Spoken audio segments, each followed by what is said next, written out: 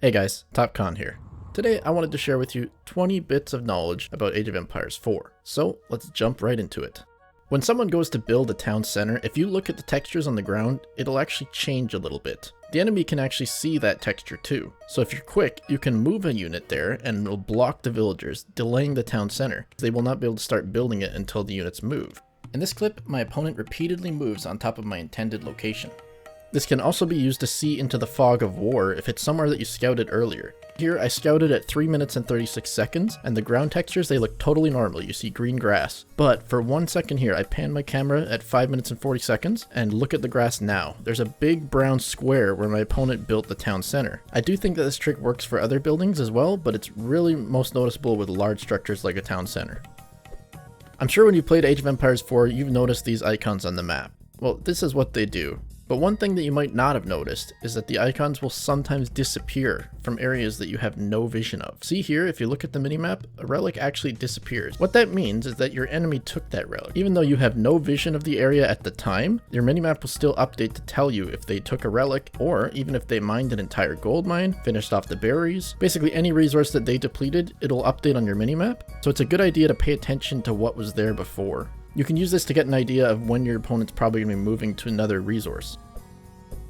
When slaughtering animals, you want to use as few villagers as possible. If you're killing sheep, use one to slaughter while the others harvest, as the murder sheep animation is very slow and inefficient when done by multiple villagers. This will save you time, so that other villagers can instantly begin gathering from the corpse. For deer, you probably want to use 2 villagers at a time, just because if one villager shoots, it won't kill the deer and then it'll run away a bit. Alternatively, you could probably just use units to kill the deer like a scout, which would probably be even more efficient than using a villager.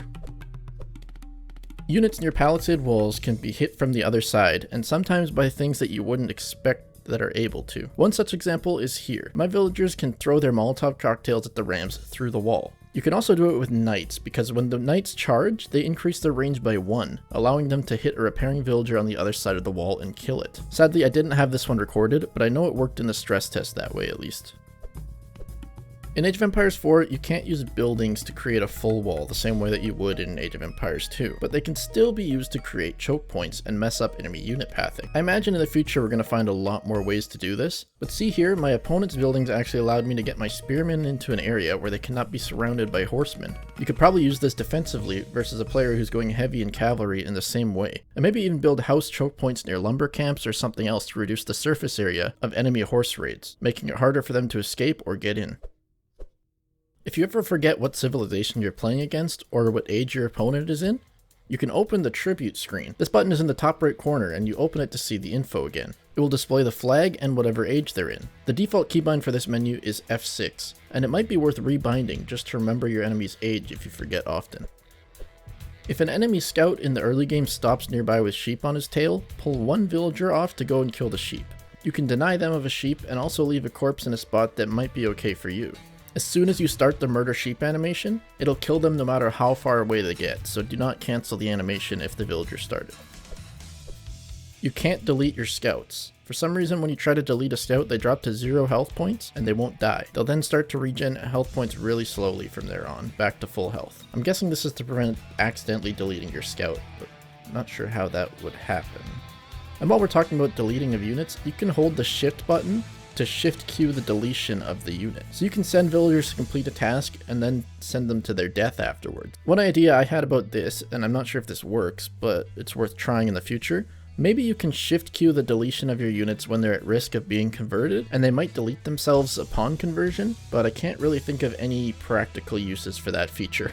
Maybe one day someone will find a use for it though. Vision will linger for a while after a unit attacks.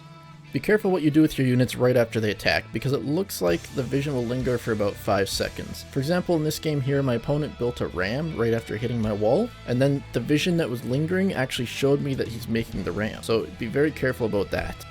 If you're curious about what lagging in Age of Empires 4 looks like, well, here you go. The game will basically just keep going on without you, and then it'll try to catch you up to real time by fast forwarding the game real fast, and sadly it doesn't pause the game like StarCraft 2 does. You can click on gold veins or stone veins to see how much the enemy has mined, to get an idea if they're aging up or if they're going to have enough stone for a second town center. Just because you see your opponent built a mining camp near the stone, it doesn't mean that it's legitimate. It could be a high level build to trick you into thinking that they went stone. Make sure to click the stone vein itself to confirm it.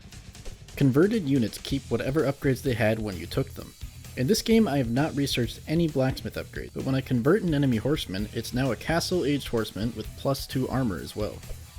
Siege units behind walls can't be hit by enemy cannons. You can see here I'm targeting his cannon with my cannons, but the wall is actually taking the shots for him, even though the gate is wide open. He's able to shoot out, but I'm not able to shoot in. I'm not 100% sure if every siege unit is blocked, but I do know for sure that cannons and springolds are.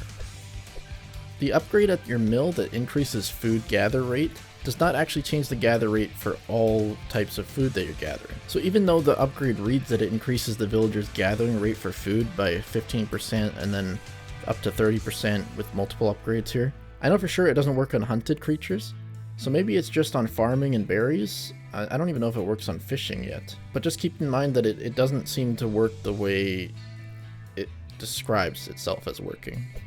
Villagers can actually carry partial resources. I click each villager and they all have 1 food. When I turned in the food, I only got 2 more, not the expected 4. And here I click each villager, they all show no food being carried. But when I turn in with all 4, I get 1 food. Your villagers can chop down a tree without losing the resources they currently have on them. But as soon as the tree starts to give them wood, it'll disappear. See here, the villager cuts the tree while holding 3 food, and then is able to cut it all the way down until he starts gathering wood. You can sometimes manage to put siege units and scouts on top of walls by running them through the gate, but they don't actually get the buff that other units get from being on top of a wall. Other units, they'll get a buff for 66% reduced damage taken and +2 range. In the Mongols show match, we even see that villagers on top of the wall were able to throw their Molotov cocktails, with what appeared to be an increased range from the wall.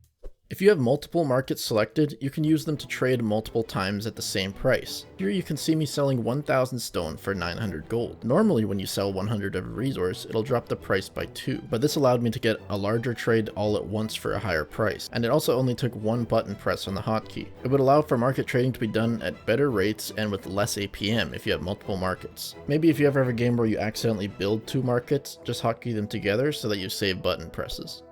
Units can actually die while garrisoned. It appears that if a unit is low enough on HP that the last shot from an enemy hits it, then it'll still die inside. Here you can see that the arrows go to the unit goes inside, increasing the garrison number to 5 out of 5, and then the garrison number drops to 4 out of 5. I hope that this one's not intended. Now, wolf facts. Did you know that a single wolf can kill your town center? Wolves also have a 0.5 tiled bite range, which is bigger than melee range. And they move at 1.58 tiles per second, making them one of the fastest units in the game. Wolves will attack any unit it sees unprovoked, except for scouts, sheep, and boats.